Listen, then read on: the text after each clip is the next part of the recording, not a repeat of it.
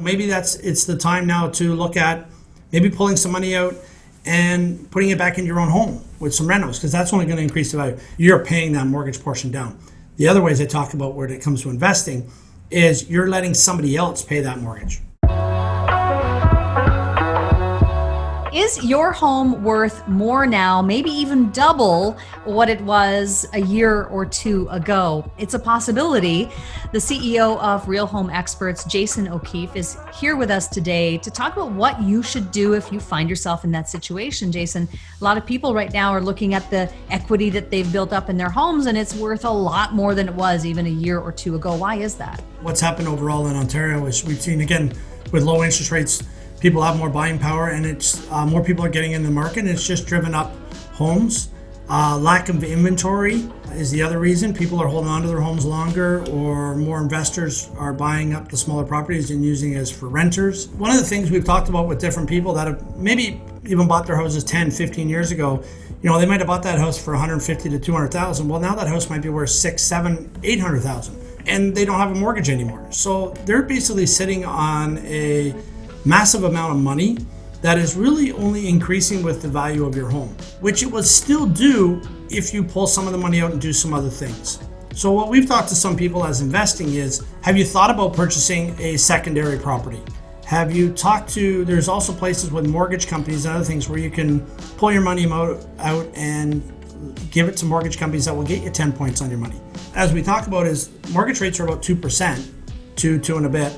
So you can pull that out and there's 8% more value on your money just sitting there doing nothing right now. Is it wise for people who have built up a lot of, if their homes are worth more than they ever have been, is it wise for them to buy investment properties, let's say rental properties and things like that? Well, there's different opportunities. So rental properties are one thing. Now, a lot of people don't want to deal with tenants and other things, but there's companies that will actually run that for you. Well, they'll take approximately 1 month's rent and they'll run that for you, and then you don't have to worry about it. There's other opportunities like maybe looking at buying a cottage and having it as an Airbnb. Example would be Blue Mountain, buying something up there, putting it into the rental pool and having somebody manage it. That value of that home is increasing. That mortgage is coming down by somebody else paying it. And now you're getting a return on your money that's just sitting there doing nothing. I would even say, maybe it's the time now to look at maybe pulling some money out and putting it back in your own home with some rentals, because that's only going to increase the value. Now, when you do that, though, you're paying that mortgage portion down. The other ways I talk about when it comes to investing is you're letting somebody else pay that mortgage. Well, I was just going to say about renovations. Sometimes people, if they've owned their home for, let's say, 15 years, maybe they want to redo the kitchen. Maybe they want to redo the bathroom. So it's not necessarily a bad choice. It's just being aware of what they're kind of getting themselves into if they're taking money out to do those renovations, correct? Yeah. Remember, again, you're pulling it out at 2%, right? A lot of people don't have mortgages. So 2% on a, for example, on a $600,000 mortgage is $2,000 a month. So what's that break down to? About $400 a month. So even if you pull $100,000 out to do all that work in your yard or your house or do all that, your home is going to increase by that for sure if you talk to the right people.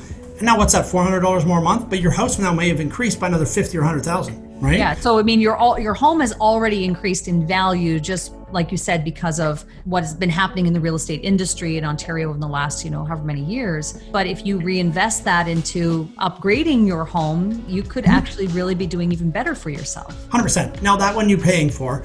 The other way was, I said, with the rental stuff, or like I said, there's mortgage brokers out there, mortgage companies that they'll take your money, lend it out to developers and stuff, and pay you, guarantee a 10% guarantee on the money. So if you're looking at, you're pulling the money out at 2.5, you're making 7.5% on your money.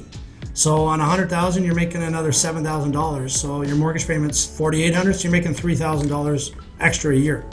So if you got $500,000, you can make an extra $35,000 of income per year. Yeah. So it's really using your home to make more money. If people are watching and they're like, hey, I'd really love to talk to you or someone on your team about how I could leverage my home to be able to do some of the things that you've mentioned today, how would they go about doing that? So they can email us or check out the website at realhomeexperts.ca or give us a call at 519-783-7314. Great. Thank you so much, Jason. You've really given us some really interesting ideas on how we could actually leverage that. And I really appreciate your time. Well, thank you. That's what we want. We want to see everybody make more money.